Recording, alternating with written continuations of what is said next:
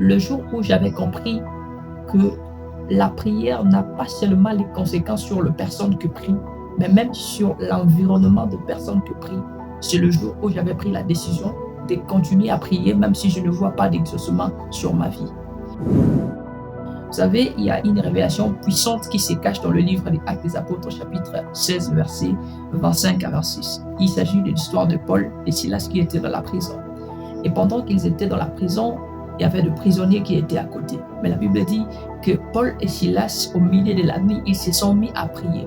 Et pendant qu'ils étaient en train de prier, il y avait des prisonniers qui étaient là enchaînés à côté, qui étaient en train d'écouter comment ils étaient en train de prier. Mais ce qui est bizarre dans cette histoire, lorsque la gloire de Dieu descend dans la prison, la gloire de Dieu est descendue. Et ce n'était pas seulement Paul et Silas qui ont expérimenté la gloire de Dieu. Non, ce n'était pas ça. C'était tout le monde qui était là, qui avait expérimenté la gloire de Dieu, même s'il n'avait pas prié. Le chaîne qui était sur le prisonnier, le chaîne ont été brisés sans même qu'ils puissent prier. Et ils n'avaient pas prié. Ils n'avaient même pas demandé qu'on prie pour eux. Mais juste l'atmosphère de la prière de Paul et Silas a fait en sorte que même les gens qui étaient enchaînés à côté d'eux soient délivrés. Tu sais pourquoi tu as du mal à prier? C'est justement parce que quand tu pries, dans ta propre vie, tu ne vois pas d'exaucement et puis tu dis j'abandonne à moi, je laisse.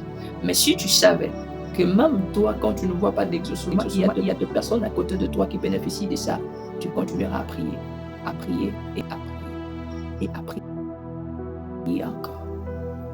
Tu dois être prêt à prier même quand tu ne vois pas tes propres exaucements.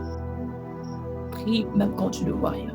Prie même quand tout semble être compliqué. Prie même lorsque toi, quant à toi, tu ne constates rien. Continue à prier, continue à parler à Dieu. Parce que ton environnement bénéficie de l'atmosphère que toi tu crées chaque fois que tu